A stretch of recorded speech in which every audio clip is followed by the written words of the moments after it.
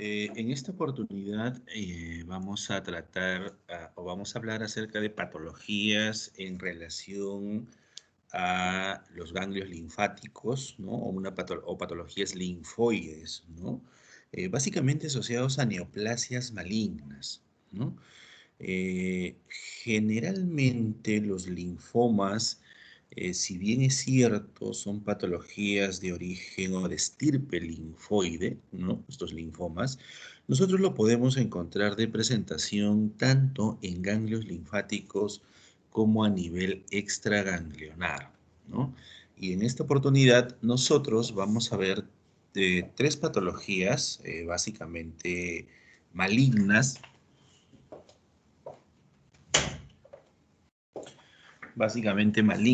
¿no? De estirpe linfoide.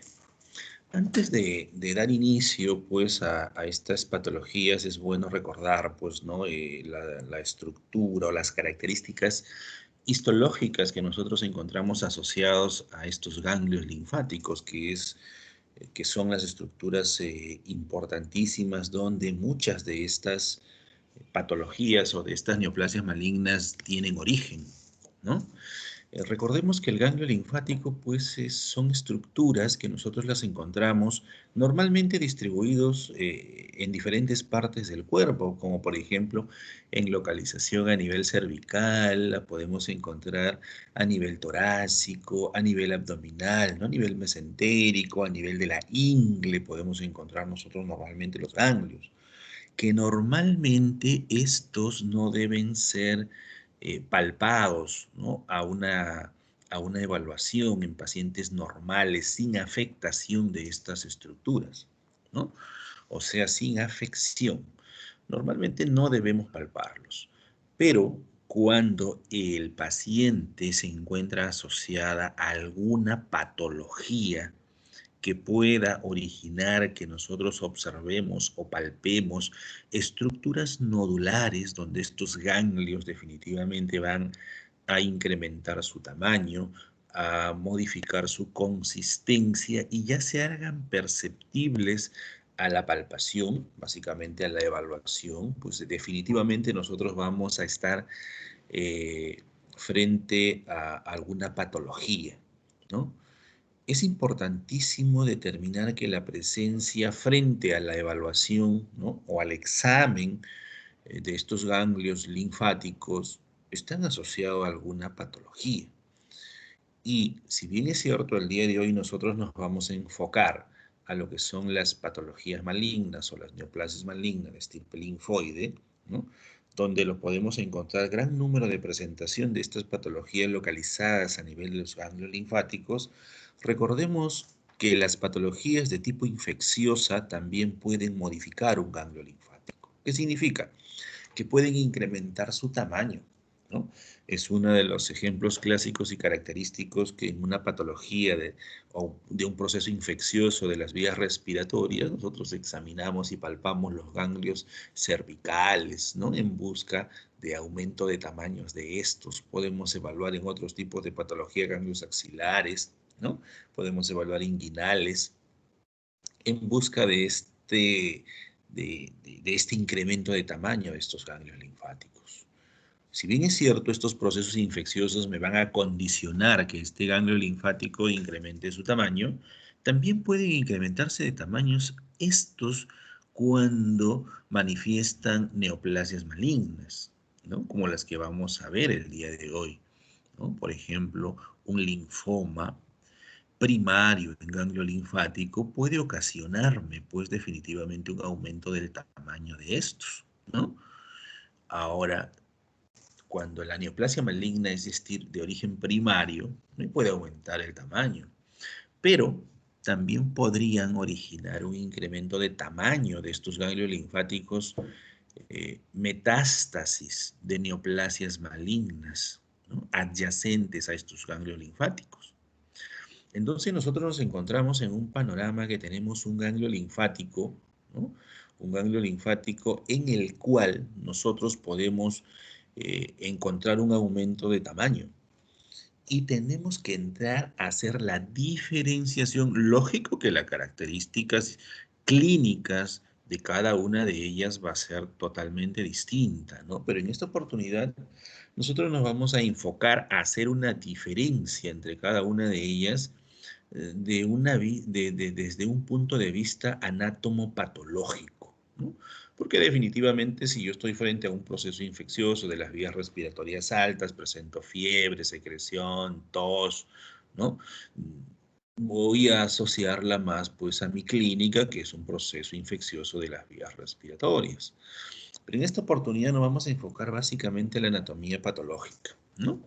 Entonces, y para eso vamos a recordar un poco las características histológicas de estos ganglios linfáticos, lo cual lo tenemos nosotros acá. Por ejemplo, nosotros estamos observando un ganglio linfático, ¿no?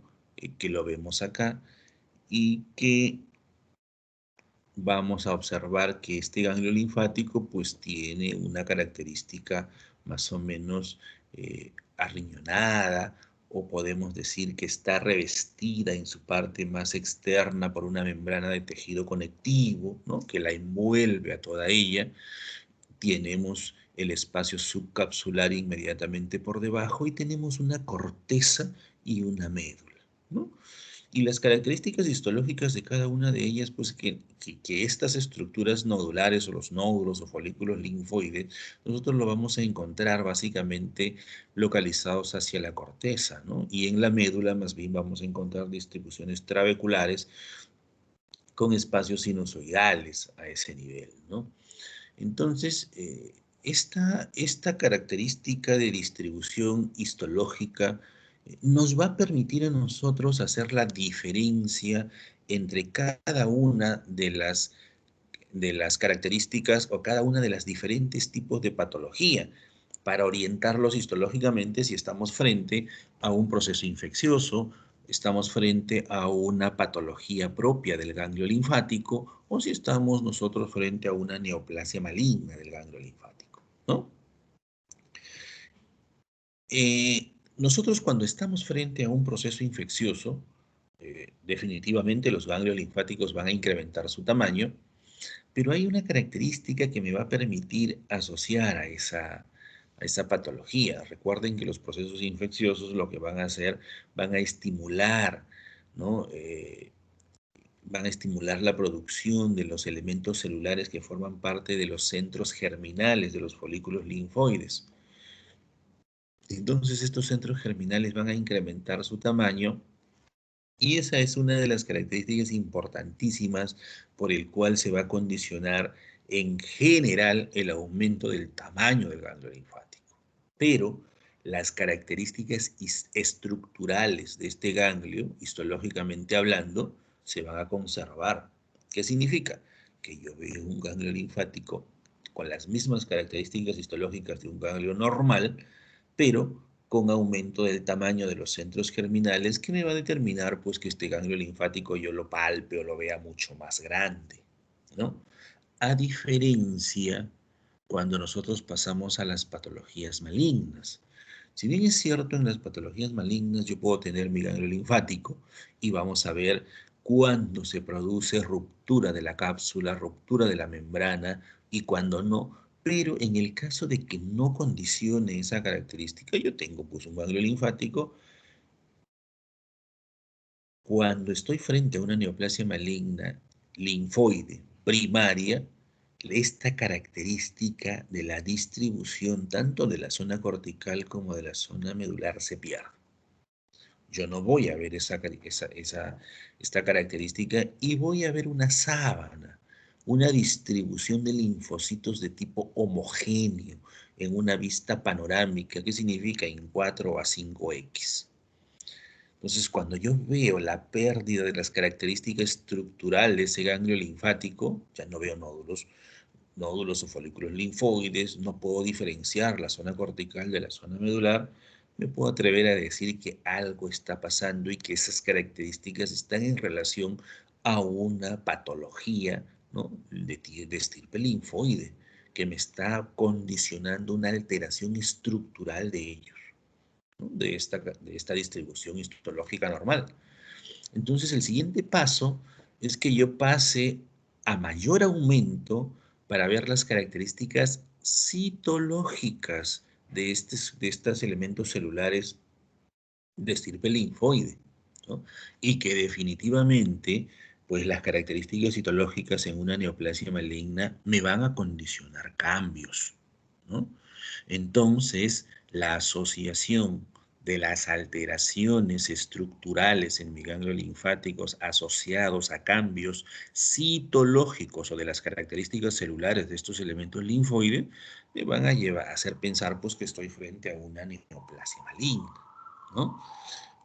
O la otra patología que me puede hacer confundir a este ganglio linfático, ¿no?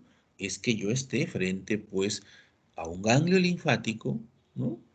Y que encuentre por zonas áreas de neoplasia maligna de infiltración metastásica. ¿Qué significa? Que encuentre dentro de este ganglio una área donde tengo, pues, un adenocarcinoma, ¿no? Que viene de metástasis. Si esa región cervical que encuentre un carcinoma papilar, una zona a este nivel, y donde el ganglio linfático ha sido infiltrado, ya sea parcial o total. Eso también me puede condicionar un aumento del tamaño de mi ganglio linfático, ¿no? Y eso en referencia básicamente pues a las características anatomopatológicas para yo poder hacer esa diferenciación, ¿no? Y como es lógico, ya les manifestaba pues que la clínica también nos va a ayudar definitivamente, pero nosotros acá en el curso de anatomía patológica nos enfocamos básicamente en sus características histológicas para poder hacer la diferenciación, ¿no? Entonces, basado en recordar pues, las características histológicas del ganglio linfático, y para eso vamos también a mencionar que las neoplasias malignas de estirpe linfoide las podemos encontrar en los ganglios linfáticos, pero también lo podemos encontrar en otros órganos, que les vamos a llamar proliferación neoplásica extranodales. Y ya lo vamos a ver, ¿no? El día de hoy vamos a hablar acerca de los linfomas de Hodgkin, los no Hodgkin y los linfomas de Malk, ¿no? Entonces, cuando nosotros tenemos una neoplasia maligna, porque eso es lo que hemos manifestado en el ganglio linfático, vamos a dividirlo en dos grandes grupos. Unos linfomas de Hodgkin, ¿no? Y unos linfomas no Hodgkin, ¿no? Y ya vamos a ver en el desarrollo de estas que estas van a tener características citológicas distintas para hacer el diagnóstico, así como también presentación de sus células neoplásicas que tienen una distribución bastante diferente de los de Hodgkin y no Hodgkin, ¿no?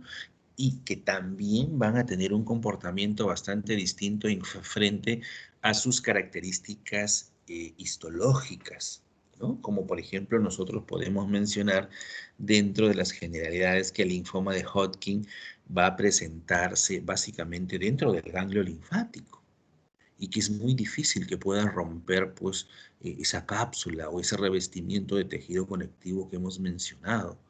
A diferencia del linfoma de Hodgkin, que una de sus características es que rompe con mucha facilidad ese revestimiento y yo puedo encontrar infiltración de los linfocitos neoplásicos en el tejido adiposo periférico, ¿no? Al ganglio linfático. O, por ejemplo, que pueden comprometer el linfoma de Hodgkin, se puede extender de forma ordenada a los grupos ganglionares adyacentes. En cambio, en el linfoma no Hodgkin puede hacer compromiso a diferentes grupos ganglionares, no necesariamente a los adyacentes, ¿no? O como también presentar generalmente una localización solo en los grupos, solo por grupos, ¿no? En el de Hodgkin, como ya lo habíamos mencionado, y el otro pues sí se extiende mucho más allá. Y en cambio en el linfoma de Mal, pues es una neoplasia maligna de estirpe linfoide asociada a mucosas, ¿no? Mucosas del tracto gastrointestinal que ya lo vamos nosotros a ver en el desarrollo pues, de la... En el linfoma de Hodgkin, ¿no? Y hemos mencionado y hemos hecho referencia que lo vamos a encontrar con una localización básicamente en el ganglio linfático, ¿no? Y que muy difícil rompe esto la cápsula, pero puede tener un crecimiento de estos ganglios bastante voluminosos, ¿no? Y que nosotros vamos a ver, pues, una característica de este linfoma de Hodgkin bastante peculiar, ¿no? Bastante particular, donde el elemento neoplásico o la célula neoplásica representativa del linfoma de Hodgkin, pues se hace el diagnóstico encontrando pues las famosas células de Rett-Steinberg, ¿no? Y que esta célula de Rett-Steinberg va a encontrarse asociada, ¿no?, alrededor de ellas, pues a una proliferación de linfocitos, a una proliferación de células plasmáticas, de macrófagos, de histocitos. Pero esa población que acompaña a la célula de Rett-Steinberg no tiene cambios citológicos de malignidad. La célula neoplásica, en este caso, pues es la famosa célula de Rett-Steinberg, ¿no? Por ejemplo, acá vemos, ¿no? Por ejemplo, un ganglio, ¿no? Un ganglio que está definitivamente bastante aumentado de tamaño. Es una tumoración voluminosa localizada a este nivel, ¿no? Y que se hace bastante evidente, ¿no? Con un volumen bastante grande localizado solo a ese nivel. Recordemos que estos afectan generalmente en el linfoma de Hodgkin grupos ganglionares y que difícilmente hacen metástasis, y si la comienzan a hacer son a los ganglios vecinos o a los grupos ganglionares vecinos, ¿no?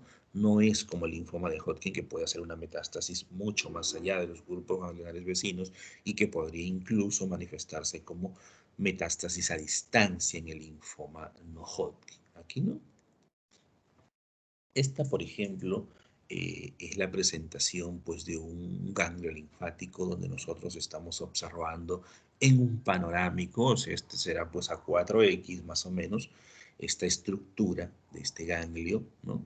Donde ya estamos observando que, si bien es cierto, vemos todavía la presencia de los nódulos folículos linfoides, pero hay zonas donde se van a perder y definitivamente no tiene la característica de un ganglio linfático normal. Por ejemplo, en esta zona, que es casi la zona cortical, nosotros a este aumento no podemos observar las características de la corteza como se observa a este nivel, ¿no?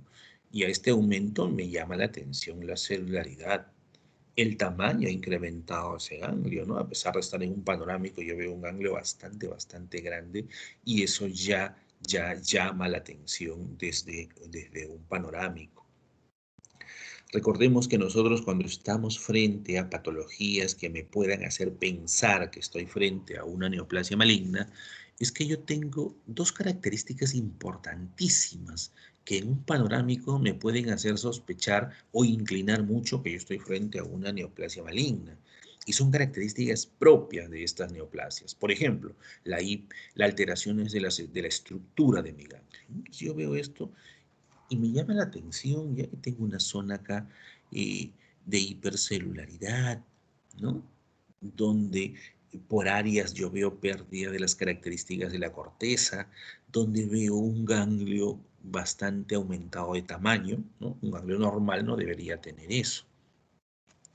La hipercelularidad que presenta no solamente el linfoma, sino todas las neoplasias malignas, y lógicamente la otra característica sería que yo ingrese a mayor aumento y me aproxime a ver las características citológicas de esta muestra. Si yo paso a ese aumento, entonces aquí pues definitivamente el diagnóstico ya salta a la vista.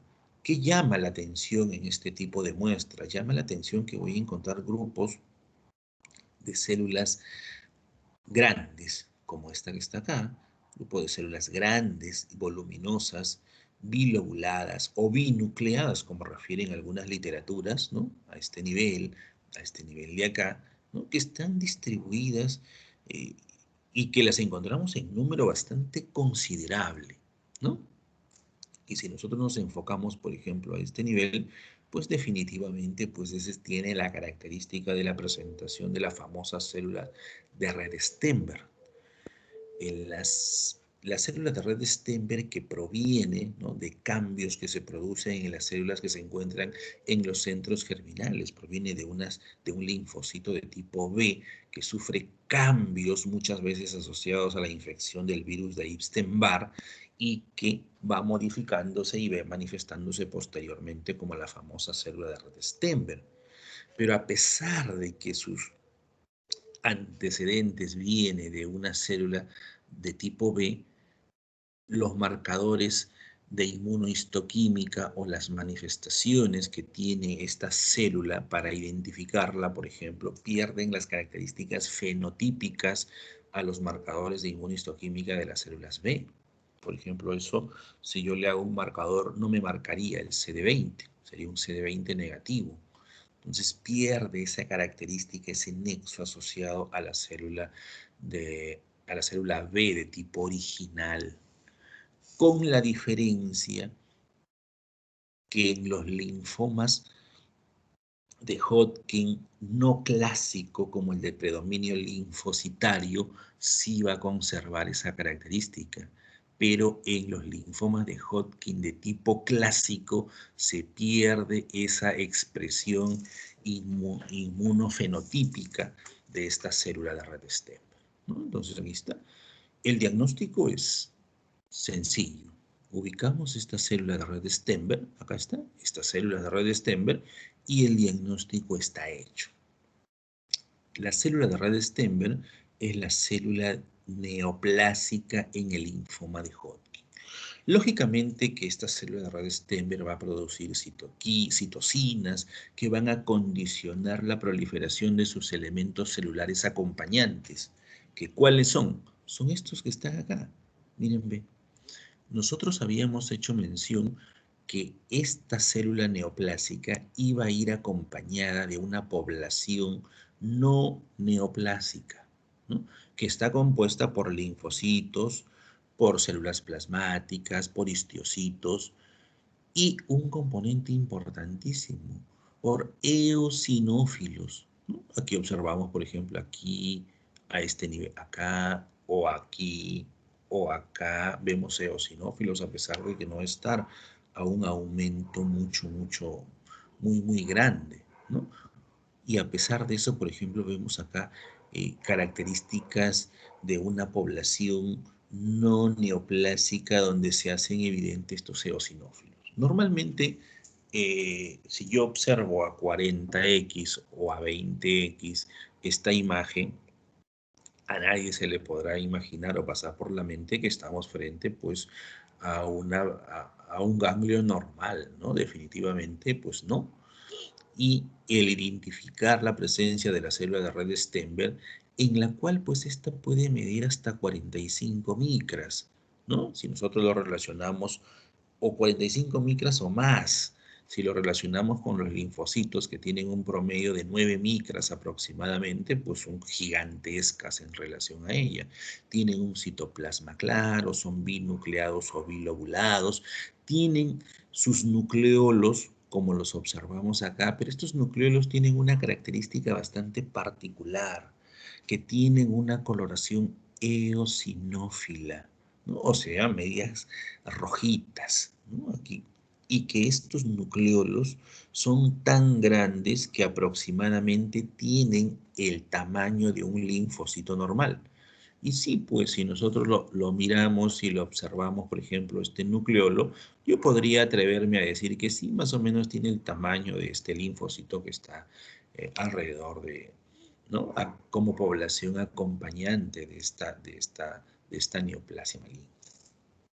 Ahora, nosotros hemos manifestado, a ver, vamos a seguir, esta es una lámina también donde son binucleados, pero pueden tener más de 2 núcleos, ¿no?, como observamos acá.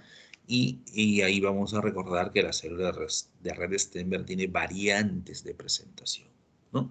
Pero nosotros hemos hecho referencia a un linfoma de Hodgkin de patrón clásico y un linfoma de Hodgkin no clásico, ¿no? Dentro del linfoma de Hodgkin de patrón clásico, nosotros vamos a encontrar 4 grupos y dentro de ellos vamos a tener el esclerosis nodular, ¿no?, que no tenemos una muestra histológica para hacerle referencia, pero si nosotros recordamos y analizamos el nombre de esclerosis nodular, hace referencia a que en este tipo de linfoma de Hodgkin voy a encontrar estructuras nodulares rodeadas de tejido fibroso. ¿No? Por eso se le llama esclerosis nodular, ¿no? Y dentro de estos, pues yo voy a encontrar a una variante de la célula de red de Stenberg de presentación bastante frecuente en la esclerosis nodular, que es la célula de red de Stenberg, perdón, de tipo lacunar, ¿no? Esa célula de red de Stenberg de tipo lacunar la encontramos en esta patología, que es la esclerosis nodular en el linfoma de Hodgkin, que dicho sea de paso, es el tipo de linfoma clásico de presentación más frecuente. Pero no solo es el único, también tenemos el de celularidad mixta, ¿no? Donde encontramos componentes así como el que tenemos acá, ¿no? De celularidad mixta. O podemos tener el de rico en linfocitos, donde hay una población de linfocitos acompañantes no neoplásicos que tiene un volumen predominante, o de depleción linfocitaria, donde los linfocitos son escasos y están asociados más a aquellos pacientes que tienen compromiso o asociados a enfermedades que comprometen la inmunidad, como el VIH, por ejemplo, o pacientes de edad avanzada, ¿no? De depleción linfocitaria. Y el otro tipo, que es el de predominio linfocítico, que se pertenece, pues, a el linfoma de Hodgkin de tipo no clásico. ¿No? Acá, por ejemplo, miren bien esta muestra, nosotros observamos la célula de red de Stenberg bastante evidente, ¿no? Esta es una muestra, pues, bastante, por decirlo así, bastante cantada, ¿no? De un linfoma de Hodgkin. Recuerden que en el ejercicio de la práctica profesional a veces no es tan fácil encontrar las células de red de Stenberg, ¿no? Así, en este número, ¿no? Como lo vemos aquí en esta imagen, ¿no? Ahora, algunos podrán notar que nosotros, si bien es cierto, son lobuladas o binucleadas, podemos encontrar, por ejemplo, la presencia de este tipo de células que parece que tiene un solo núcleo.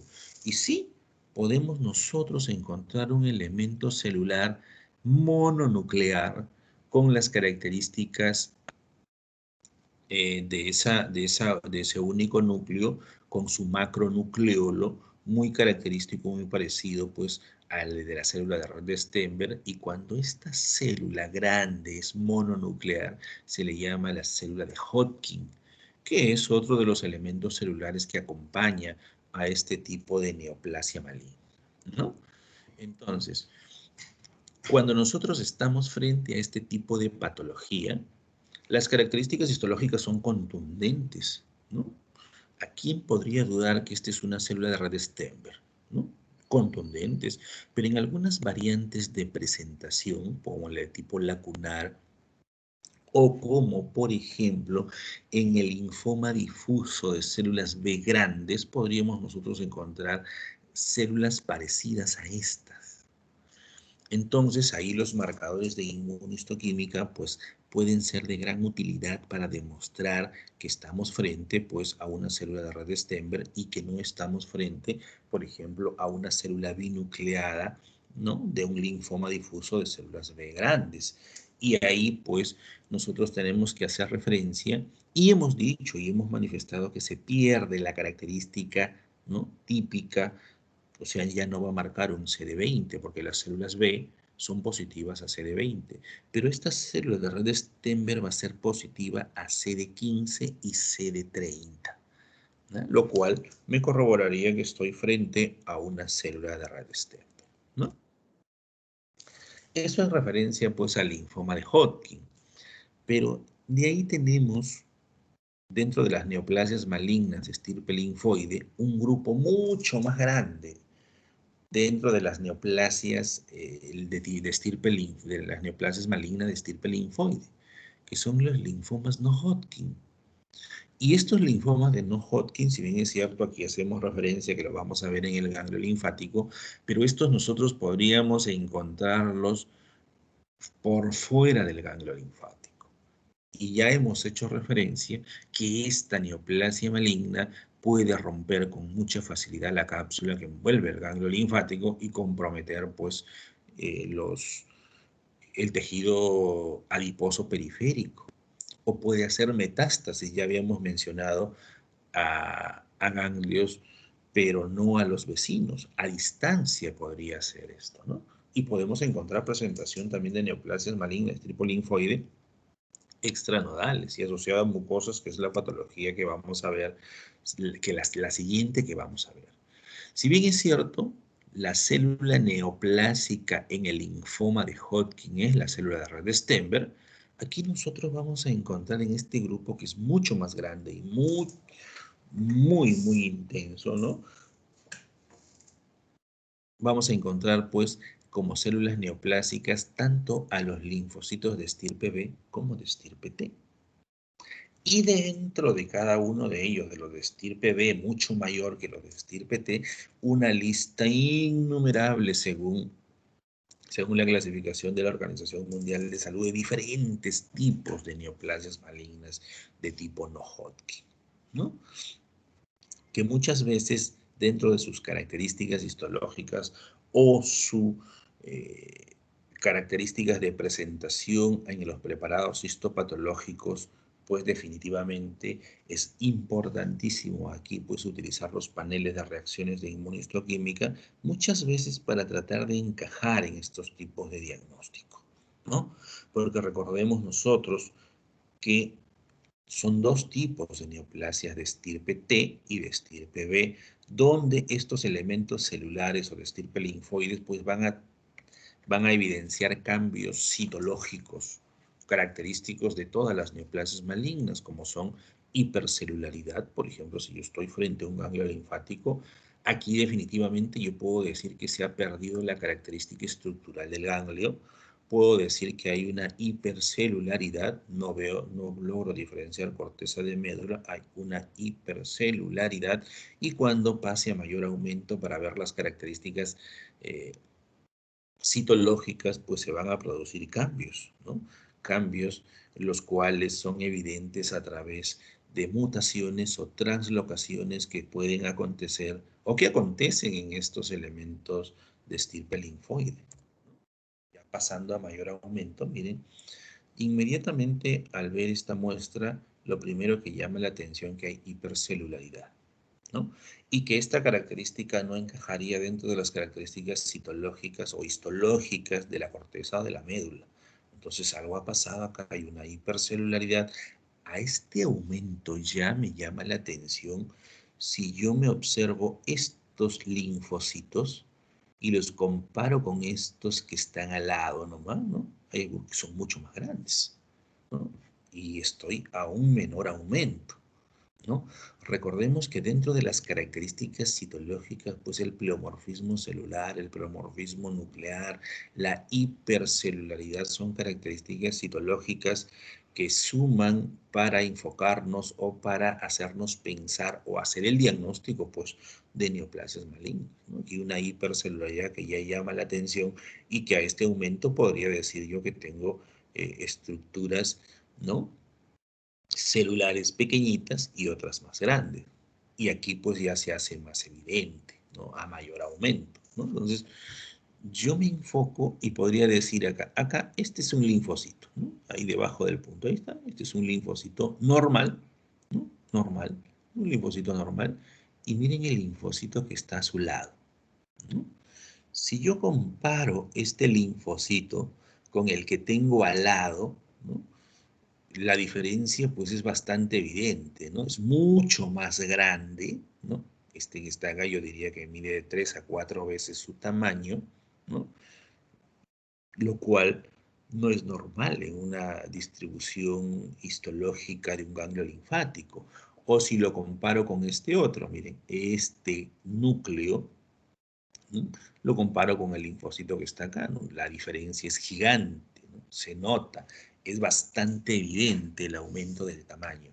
Ahora, esta patología es un linfoma no Hodgkin y con motivos de evaluación así va a ser un linfoma no Hodgkin, pero este es un linfoma difuso de células B grandes, ¿no? Ese es su diagnóstico, ¿ya? Pero con motivos de evaluación vamos a considerarlo un linfoma no Hodgkin. ¿Y por qué nos hemos enfocado en este linfoma difuso de células B grande? Porque es una de las neoplasias malignas dentro del linfoma de Hodgkin de mayor porcentaje de presentación. Y nos permite, y su nombre lo hace evidente, ¿no? Miren este núcleo, esta célula pues grande, gigante, si la comparo con el linfocito normal, con células B grandes, ¿no? Miren, otra cosa que llama la atención, miren su nucleolo, ¿no? Miren ese nucleolo que tiene grande, nucleolo grande, gigante, ¿no? A este aumento, ya si me enfoco en este núcleo de acá, miren cómo puedo yo notar con mucha claridad la irregularidad de la membrana nuclear, ¿no? Hace como una hendidura hacia el núcleo, ¿no? Hay una irregularidad en la membrana nuclear, ¿no? Que se hace bastante evidente. A ver, vamos a buscar la otra imagen. Aquí tenemos un aumento mucho mayor, ¿no? Miren esta célula, grande, gigante. Si yo la miro a simple vista así, yo podría confundir esa célula, por ejemplo, podría decir, ¿y no será una célula de Hodgkin? ¿No? Podría ser, ¿no? Pero yo digo que no es porque la célula de Hodgkin pues tiene su nucleolo eosinófilo, que es una de las características importantísimas, lógicamente en preparados histopatológicos con tiempos exactos en la coloración, en la batería de coloración, ¿no? O este otro núcleo, mírenme, con una irregularidad más que evidente de la membrana nuclear, ¿no? O esta célula, por ejemplo, acá, que se ve que pareciera que tira bilobulada o trilobulada, que podría hacerme pensar que fuera, ¿y no será una célula de red Stenberg con variante de presentación? ¿No? Recuerden que uno de los diagnósticos diferenciales de este linfoma difuso de células B grandes, pues sí, es el linfoma de Hodgkin. Podría de repente condicionar esa dificultad. Acá, por ejemplo, observamos una mitosis, pero una mitosis completamente atípica, ¿no?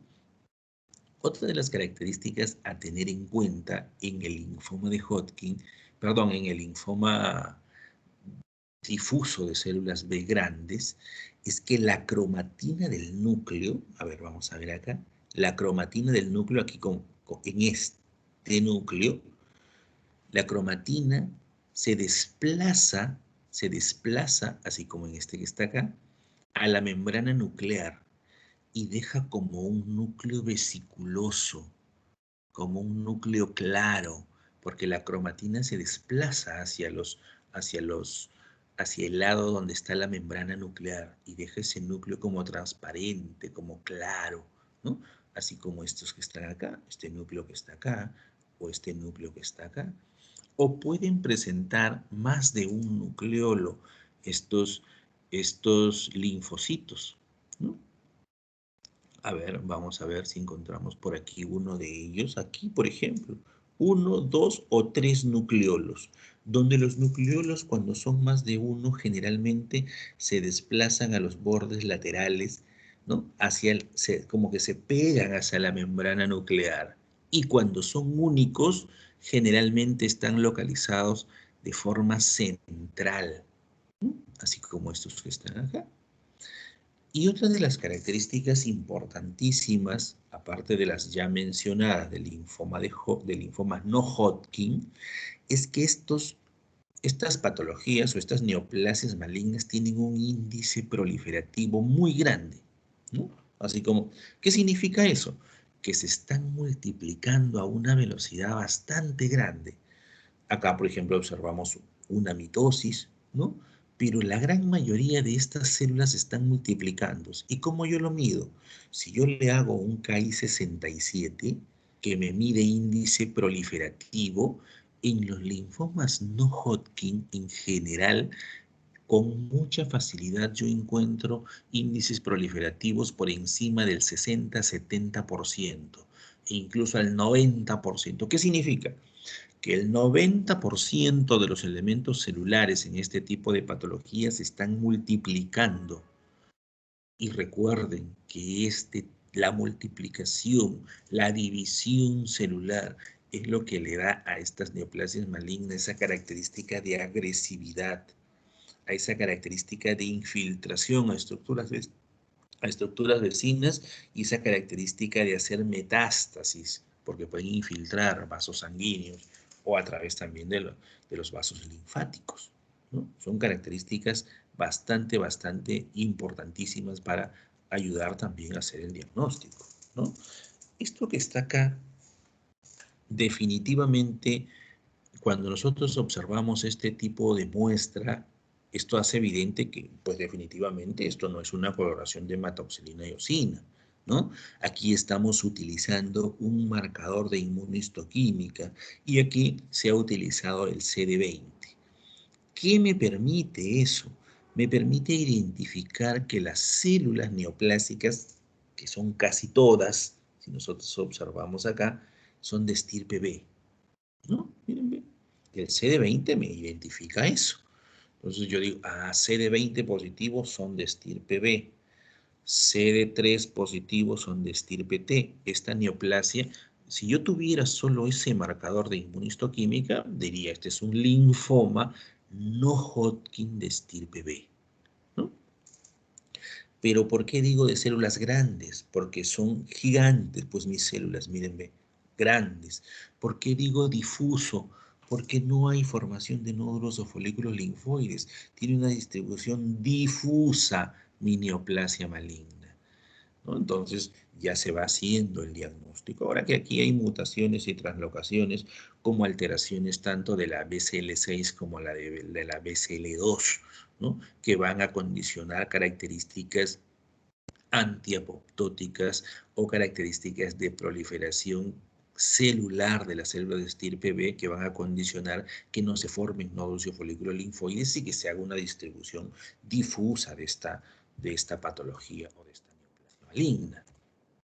Y este es otro marcador de inmunohistoquímica, el que les hacía referencia. Aquí estamos frente al Ki67, donde se mide el índice proliferativo. Todas aquellas células que ustedes miran, o los núcleos que estamos observando acá, significa que son células que se están proliferando, ¿no? Entonces, si yo observo mi muestra, yo digo que aquí por lo menos el 60-70% de mi población celular se está multiplicando, ¿no? Es característica propia en los linfomas, ¿no? Donde tienen un índice proliferativo bastante grande, ¿no? Se están multiplicando y que definitivamente eso le da una característica bastante agresiva a esta patología. Y finalmente vamos a ver el linfoma de Mal. Aquí cuando vemos los linfomas de Mal son los linfomas asociados pues a mucosas. Y cuando nosotros hacemos, y pongo intestino porque lo podemos encontrar a nivel gastrointestinal. Recordemos que la presentación más frecuente es a nivel de estómago, ¿no? Lo podemos encontrar, la que le sigue en frecuencia es a nivel ileocecal, ¿no? La podemos encontrar en colon, la podemos encontrar en intestino, pero la presentación más frecuente es a nivel de estómago, ¿no? Entonces, a nivel gastrointestinal. Como órgano, por ejemplo, si llegáramos a evaluar esta imagen o esta patología, como órgano podríamos poner a nivel gastrointestinal y la respuesta es correcta, ¿no? Y la presentación más frecuente es a nivel de estómago. Y aquí está, ¿no? Miren, ve, esta imagen, y antes de empezar, generalmente en nosotros a nivel del estómago no tendríamos que encontrar la presencia de nódulos o folículos linfoides normalmente, ¿no? ¿Qué me va a condicionar la presencia de estos componentes linfoides a nivel del estómago, que es la zona de presentación más frecuente? Procesos infecciosos, ¿no? Una de las características importantísimas y asociadas a la presencia de linfocitos o elementos celulares de estirpe linfoide a nivel, por ejemplo, de mucosa gástrica, pues es la infección bastante frecuente, que es la infección por Helicobacter pylori, ¿no? Que puede incluso en patologías crónicas podemos encontrar acúmulos linfoides o nódulos o folículos linfoides. Recordemos que no es lo mismo, nódulos linfoides, folículo linfoide o acúmulo linfoide, ¿no? Uno tiene centro germinal, el otro no lo tiene. Entonces, normalmente no debería encontrar yo, ¿no? Entonces tengo mi mucosa, ¿no? Mi mucosa estómago, ¿no? Tengo mi mucosa y miren esta masa que nosotros estamos encontrando en la presentación, una masa gigante, ¿no? Que tenemos acá. Ahí está. Y si yo observo, yo puedo decir que son elementos, bueno, ya nosotros lo vemos y lo vemos en el ejercicio casi diario de nuestra profesión, ahora no tanto porque se han suspendido muchas de las actividades quirúrgicas, pero nosotros vemos esa muestra y decimos, esto parece de estirpe linfoide, ¿no? Porque en estómago la patología neoplásica maligna más frecuente tendría que ser un adenocarcinoma, ¿no? Y eso no va por ahí, no parece un adenocarcinoma. Entonces, tenemos, ¿no? La mucosa, tenemos la capa, acá está la capa mucosa, tenemos la submucosa, la capa muscular, ¿no?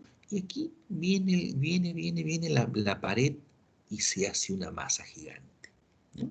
Entonces, muchas de este tipo de patología, que es el linfoma de Mal, que es el linfoma asociado a mucosas, ¿no? Está relacionado al Helicobacter pylori, que este condiciona procesos inflamatorios, ¿no? Que va definitivamente a condicionar la presencia de estos elementos neoplásicos que definitivamente terminan malignizándose y formando este tipo de patología que es el linfoma de Malt, ¿no? Asociado a mucosas. Y aquí lo tenemos, miren, ve. Aquí está, ¿no? La pared, ¿no? La mucosa gástrica y tenemos una masa compuesta por elementos celulares grandes, ¿no? Grande, digo, en masa en general, porque estos son linfocitos, ¿no? Linfocitos que hacen este tipo de patología, ¿no? Entonces, y aquí está, pasando a mayor aumento, estos son los linfocitos.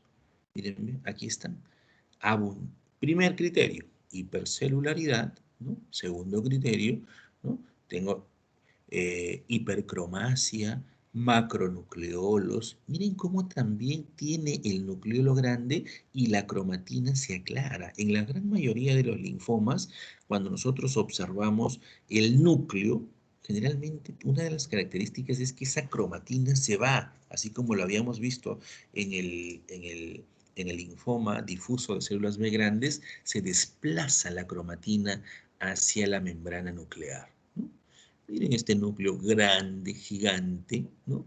Entonces, si esto, por ejemplo, cualquiera podría atreverse a decir, no estamos frente a un carcinoma, porque definitivamente estas células están orientadas más a un estirpe linfoide. Quiero saber yo si son estirpe linfoide, CD45. Me dicen que son estirpe linfoide.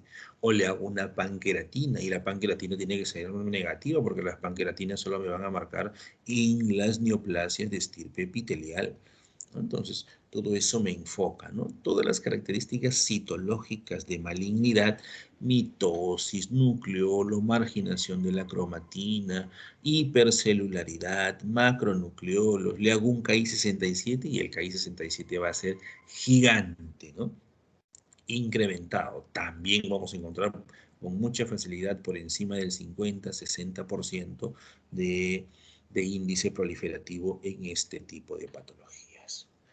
Bueno, jóvenes, en esta oportunidad la práctica en relación a las neoplasias malignas de estirpe linfoides son las que hemos presentado, ¿no? Con esto ya estaríamos más del 50% del desarrollo de práctica, nos faltarían 2 prácticas y con eso ya estaríamos prácticamente expeditos para la evaluación práctica de la primera unidad. No sé si alguien tuviera de repente alguna pregunta o algún comentario o de repente algo que acotar en relación a las patologías que hemos visto con motivo de la práctica del día de hoy.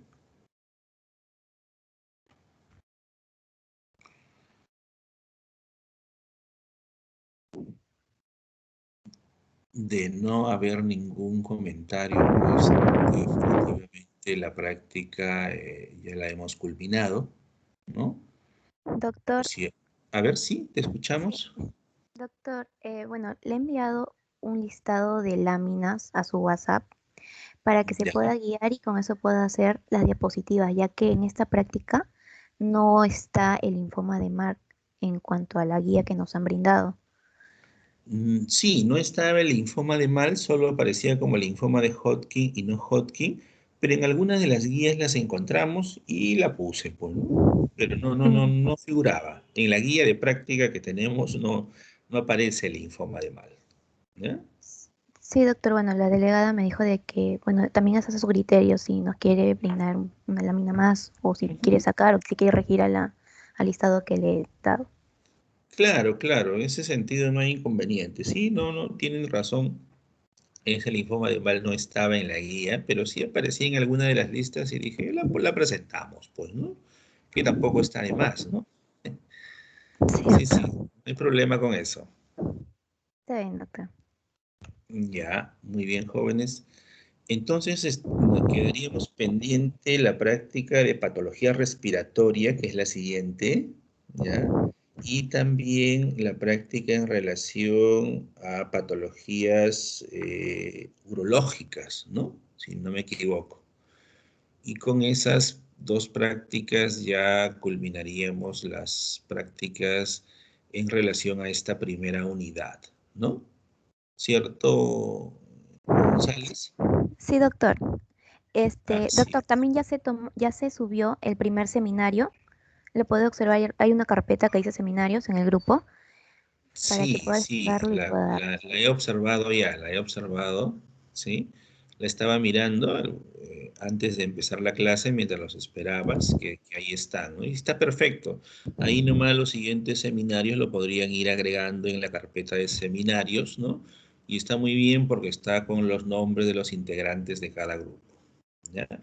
Y posteriormente, cuando se hayan colgado los tres grupos, ya fijamos en conjunto pues una fecha para hacer una pequeña evaluación, ¿no? Un pequeño pasito en relación pues a esos seminarios. ¿Está bien? Sí, doctor, está bien. Ya, perfecto. En ese sentido, jóvenes, entonces el día lunes hacemos patología respiratoria, ¿no? En el horario de las 5:30, ¿ya? Y con eso ya estaríamos casi, casi culminando, ¿no? Todas las prácticas en relación a esto, ¿ya? Bueno, jóvenes, entonces, muy buenas tardes con todos ustedes. El lunes 5:30 nos estamos encontrando en el horario que tenemos programado. Hasta la próxima semana, jóvenes. Está bien, doctor. Muchas gracias.